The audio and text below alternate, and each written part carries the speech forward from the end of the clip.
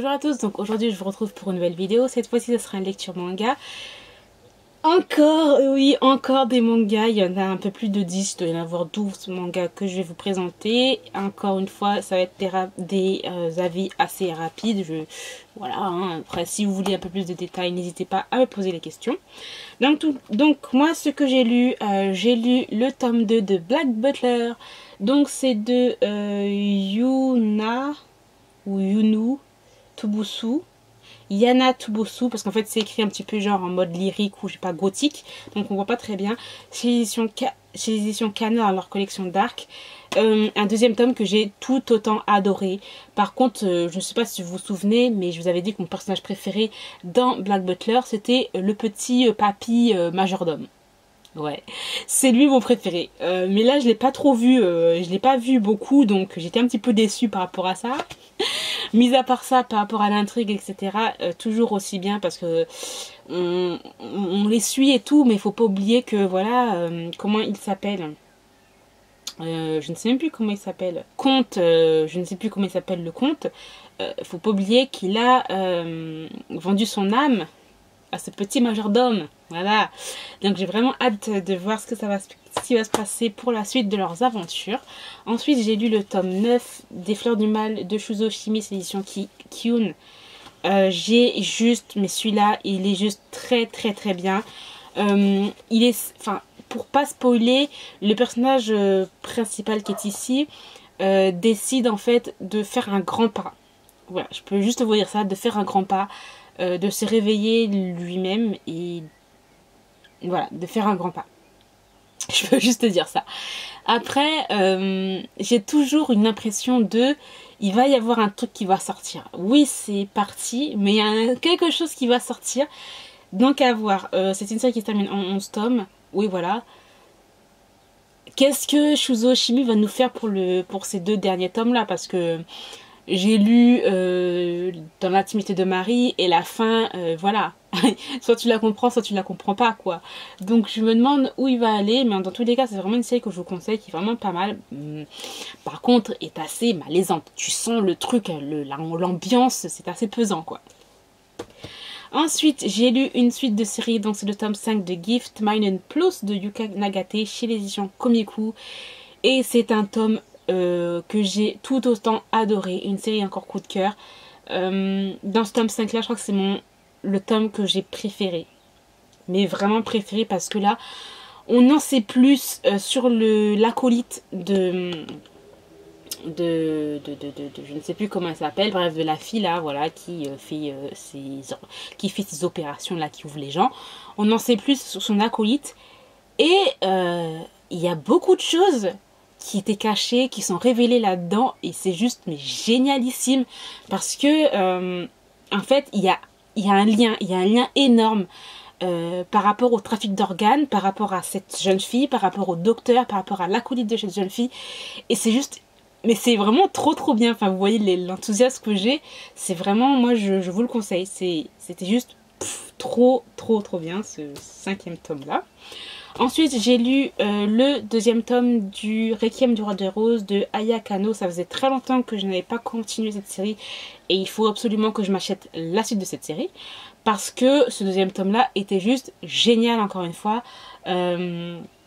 Très sombre, assez violent, on a de la vengeance, il y a du meurtre, il y a des personnages, on a l'impression qu'ils sont complètement starbés dans leur tête, voilà, ils sont pas bien clairement dans leur tête, et on suit ce personnage là qui a perdu son père d'une façon juste horrible, mais vraiment horrible, et il veut se venger, et il va faire quelque chose aussi, voilà, il va être pris en fait de fureur, et il va tuer beaucoup de monde.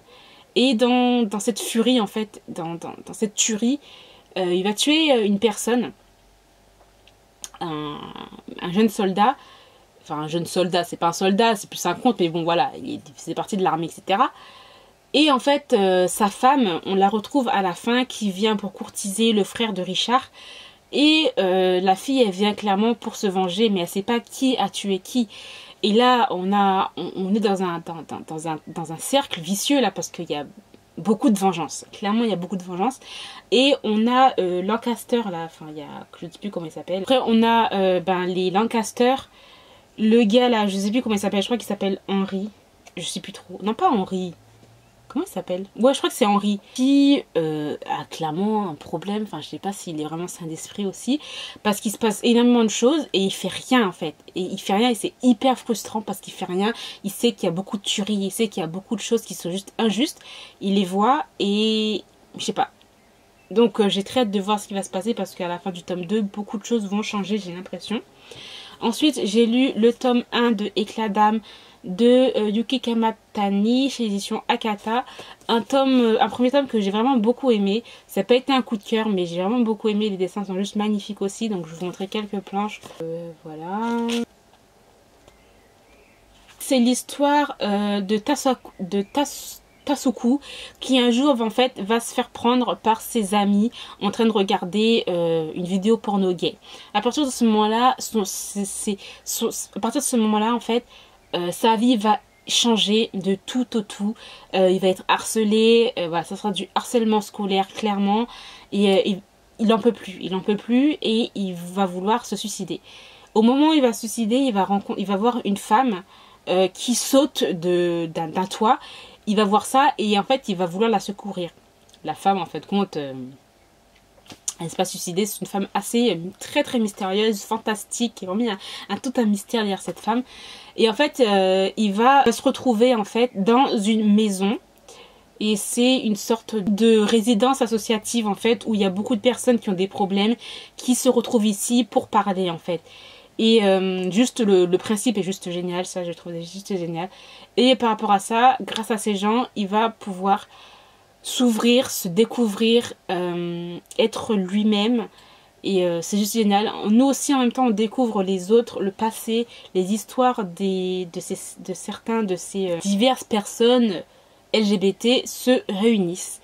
Et j'ai très hâte de découvrir les histoires de ces autres personnes-là parce qu'il y a vraiment des choses vraiment très très bien. Donc le deuxième tome, j'ai vu la couverture et j'ai très hâte de voir ce que ça va donner. C'est vraiment très beau, très poétique. C'est vraiment quelque chose de... Franchement, c'est vraiment beau à lire. Et quand je voyais les personnes appeler... Enfin, de toute façon, je déteste le harcèlement scolaire, je déteste ça. Peut-être que à cet âge-là, on dit oh, c'est à cet âge-là, ils sont jeunes, c'est rien. Non, c'est pas rien parce qu'il y a clairement une conséquence psychologique en fait sur des personnes. Et ça, c'est juste horrible. Ils peuvent pas le savoir. Pour eux, c'est juste rigoler. Moi, ça me fait vraiment pas rire. Moi, franchement, quand je vois ça m'énerve en fait. Ça me met en rogne en fait parce que pourquoi ça sert à quoi? C'est quoi? De rire sur quoi en fait, c'est ça que je comprends pas. Et il y a des moments comme ça où ils arrêtent pas de lui lancer des pics, des trucs comme ça. Pour eux c'est rien, c'est on rigole, mais en fait ils imaginent pas l'impact qu'ils ont sur certaines personnes en fait. Et moi je trouve ça juste horrible. Donc bref, je suis partie un peu loin là. Donc voilà, c'est vraiment une histoire que je vous conseille. Vraiment très très belle, vraiment une très très belle découverte et j'ai hâte de lire la suite. Donc moi je vous conseille à mort, c'est vraiment juste génial. Ensuite j'ai lu enfin le tome 6 de l'Arcane de l'Aube de Ray Thomas.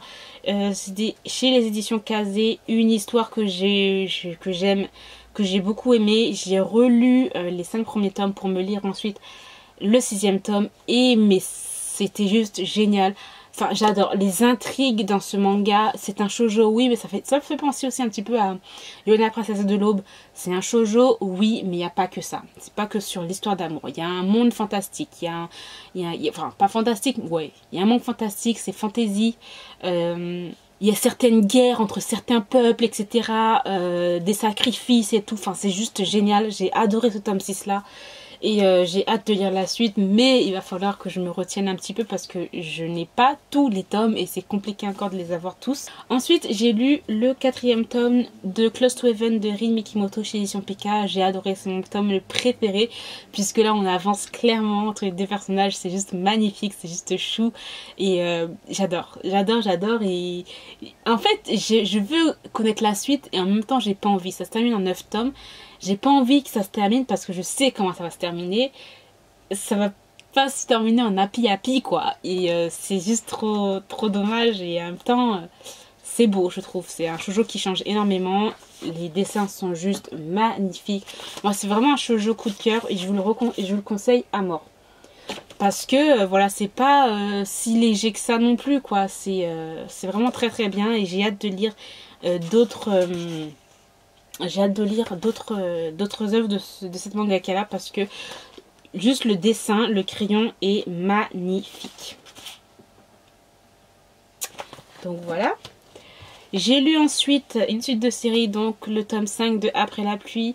Donc c'est de Joe Mayuzuki, c'est l'édition Kana. J'ai juste adoré. Donc moi, en lisant ce tome 5 là, pour moi, personnellement, je ne pense pas que les deux personnages vont finir ensemble. Je pense qu'ils vont, grâce à cette expérience, ils vont pouvoir s'ouvrir à certaines choses auxquelles ils ne se donnaient pas en fait le droit en fait. C'est comme le personnage de l'homme de 45 ans qui se referme en fait sur le fait que voilà, il s'occupe du restaurant, il s'occupe de son fils, mais il a une passion, il a vraiment une énorme passion par rapport à la littérature et écrire des livres. Et il y a un truc qui le retient. Et j'ai l'impression que par rapport à cette expérience, le fait que voilà, il se rapproche d'eux, peut-être que grâce à ça, il va pouvoir faire le premier pas pour continuer sa passion, le fait d'écrire, etc. La même chose pour la jeune fille qui a abandonné, sa passion aussi, qui est l'athlétisme par rapport à une blessure. Donc on sent qu'il y a vraiment énormément d'amertume par rapport à ces deux personnages-là. Ça les rapproche, mais en même temps ils savent que, enfin surtout le gars quoi, il sait que voilà, ça va pas, on va aller plus loin, mais j'ai quand même un petit espoir, mais en même temps voilà, je suis assez terre à terre et je sens qu'ils vont pas vraiment rester ensemble. Ça va vraiment être un premier amour qui va les emmener un peu plus loin, je pense. Donc à voir, hein. Ça c'est mon avis, c'est ma petite analyse, on va dire. Ensuite j'ai lu La courtisane d'Edo, le tome 1, donc c'est de Kanoko Sakurakuji chez Pika, un tome 1 que j'ai adoré. On est dans les époques Edo, etc. où on a une jeune femme qui veut être courtisane, mais avec le plus haut rang. Malheureusement, ça va retomber tout de suite. Parce que c'est pas comme ça, on ne devient pas comme ça courtisane, hein, voilà, même si elle est magnifique, même si elle est jolie. Après, on sait qu'en fait, il y a quand même quelque chose derrière tout ça, le fait qu'elle veut devenir courtisane. C'est parce qu'en fait, il y a ses parents qui ont été assassinés devant elle. Et elle veut en fait se venger. Et elle veut se venger en étant courtisane parce que elle a vu un tatouage, le tatouage de l'assassin de ses parents. Et en connaissant, enfin... Et le seul moyen qu'elle a trouvé en fait pour le trouver, ce assassin-là, c'est d'être courtisane. Voilà. Et on suit ses aventures par rapport à ça. On a ce personnage-là qui est juste infect. C'est un personnage infect. On a l'impression qu'il la connaissait déjà d'avant et qu'il a une sorte d'amertume ou je ne sais pas ce qu'il a derrière contre elle. Mais c'est quand même un gars infect qui va de courtisane en courtisane. Voilà. Et puis on a un autre personnage qui est arrivé, qui faisait partie de ces gens en fait, qui s'occupaient, je sais pas, du jardin, un truc d'un genre, voilà, je sais pas trop, bref. Oh, je connais pas trop encore son caractère, etc. Donc lui il est revenu et il vient en fait pour l'aider aussi. Donc voilà, j'ai très hâte de voir ce que ça va donner. Pour un premier tome, j'ai adoré. Après voilà, c'est un monde où on gravite autour de la luxure, du fait qu'il y a des prostituées, qu'on les vend, les plaisirs, etc. Donc c'est pas un shoujo tout niais et voilà. Il y a beaucoup de choses quand même assez adultes là-dedans. Bref, donc voilà, j'ai vraiment bien aimé. Je sais pas si je vais vous montrer je sais pas si je vous ai montré des dessins là. Je ne sais pas. J'ai vraiment beaucoup aimé, donc j'ai hâte de voir ce que ça va donner pour la suite. Ensuite j'ai lu L'étranger de la plage de Kikana plutôt. Donc c'est chez Bojev dans leur collection oui bien sûr, dans leur collection, je suis fatiguée, dans leur collection Anna, un tome que j'ai juste adoré, une note 5 sur 5. Ça a frisé le coup de cœur, mais je sais pas, il m'a manqué un petit truc pour que ce soit vraiment un coup de cœur, mais j'ai juste adoré, c'était juste génial, je vous le conseille. Pour les personnes qui commencent d'yaoi aussi, pourquoi pas commencer avec celui-là. Il n'y a pas des scènes genre hyper crues, franchement pas du tout, enfin, voilà. Donc en gros, donc c'est l'histoire de Chun qui est gay et écrivain. Il vit en fait chez sa tante et il va rencontrer un jeune homme qu'il voit à chaque fois, un jeune homme plus âgé, un jeune homme plus jeune que lui, hein, qui est à chaque fois sur un banc à regarder la mer et il flash sur lui quoi, et à chaque fois il regarde de loin, il essaie de venir vers lui mais le gars il est un petit peu froid quoi, etc. Et il va commencer en fait leur histoire qui est vraiment douce. Aussi le fait est qu'il y a aussi le regard des autres. Tu deviens pas gay comme ça, voilà. C'est pas parce que comment dire, comme le gars, il y a une phrase qui disait je sais pas quoi, oui il aimait les films, maintenant lui il t'aime toi, enfin la personne que t'es quoi, en fait j'ai bien aimé cette phrase là et tout, et donc on suit leurs aventures et tout, et mais c'était juste trop bien quoi, enfin c'était hyper doux j'ai trouvé, les dessins sont très beaux aussi, et moi j'ai trouvé ça, il y avait vraiment un petit truc de, je sais pas, d'innocence, un truc dans le genre, je sais pas. C'est vraiment, en tout cas, dans tous les cas, c'est vraiment des sentiments purs, des sentiments vraiment d'amour, pas des sentiments de désir. Vous voyez, c'est vraiment quelque chose de pur et tout. Et, le fait est que l'écrivain, il est là chez sa famille, mais en même temps, il y a un petit passé aussi, parce que il a été fiancé à une femme. Et le jour des fiançailles, le gars, il a dit que non, en fait, compte, il aimait les hommes et tout, enfin... Attends, le gars, il a dit ça là, comme ça, en fait, c'était pas trop le moment, mais il a dit ça là. Et voilà, et après, il a eu un froid avec ses parents, et il a avec sa tante, quoi, en gros. Et voilà, franchement, j'ai adoré. Donc, à la fin, il va aller voir... il va aller voir ses parents avec son petit acolyte, là, et j'ai adoré. Franchement, j'adore leur relation. C'est trop beau. Personnellement, moi, j'y adore. Ensuite, j'ai lu My Dear Yaoi qui vient des éditions Boys Love. Et donc, c'est de Tamaki Kirishima. J'ai aimé sans plus. J'ai trouvé ça très léger. Trop même léger. L'auteur n'est pas allé au-delà des scènes de sexe, clairement. C'est une histoire de Yakuza, mais il n'y a clairement pas d'histoire de... Enfin, voilà, c'est pas comme Binokyo-jin ou Viewfinder, clairement pas. C'est pas du tout le même niveau. Les dessins sont bien, mais à un moment donné, quelquefois, ça change. Enfin, les dessins sont pas les mêmes. Des fois, tu es là, tu regardes, tu trouves ça... Moi, j'ai trouvé ça genre hyper joli, tu vois. Et puis, d'un seul coup, d'un autre, il va y avoir une autre tête. Voilà. Beaucoup de scènes de sexe là-dedans qui ne sont pas vraiment intéressantes et je trouve qu'ils ne font vraiment pas avancer l'histoire, parce que en fait c'est l'histoire de ce docteur là, de ce médecin là qui a une clinique, et cette clinique là elle est vraiment ouverte qu'aux Yakuza, on va dire. Enfin, ils accueillent beaucoup les Yakuza, les voyous, etc. Et lui fait partie d'un clan des Yakuza, et il va être le docteur clairement amoureux de lui, mais en fait voilà, il sait bien qu'il est utilisé, etc. Et voilà quoi, en gros c'est ça leur histoire. Ça va aller entre guillemets, des sentiments sincères vont arriver bien sûr d'un seul coup, d'un seul toc toc toc.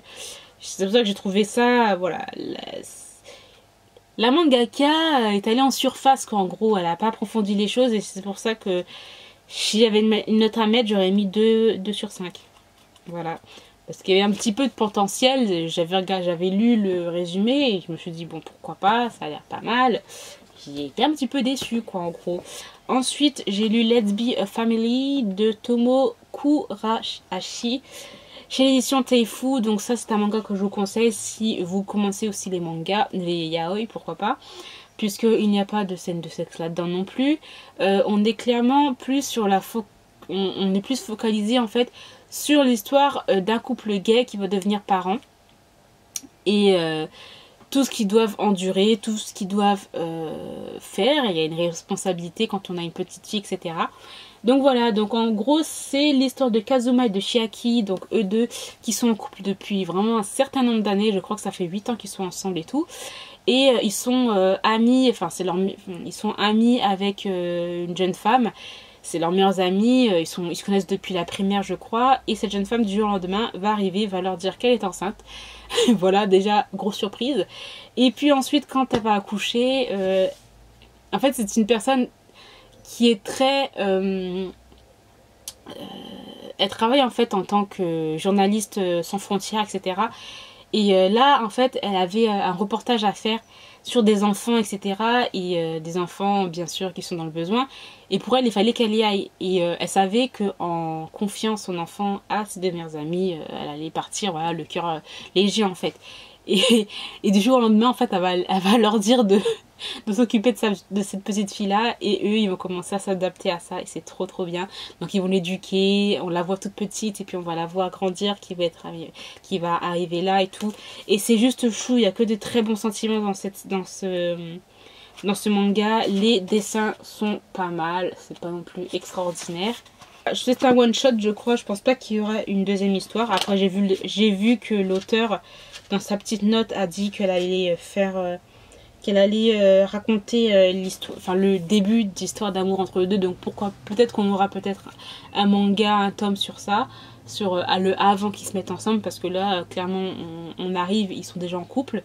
Donc voilà, j'ai adoré leurs difficultés, suivre ça, et c'est juste trop chou en fait. Donc voilà, j'ai terminé pour cette vidéo lecture manga, j'espère qu'elle vous aura plu. Dites-moi si vous avez lu certains mangas que je vous ai présentés, dites-moi ce que vous en avez pensé. Et puis moi, je vous retrouve encore très bientôt dans une nouvelle vidéo. Bye.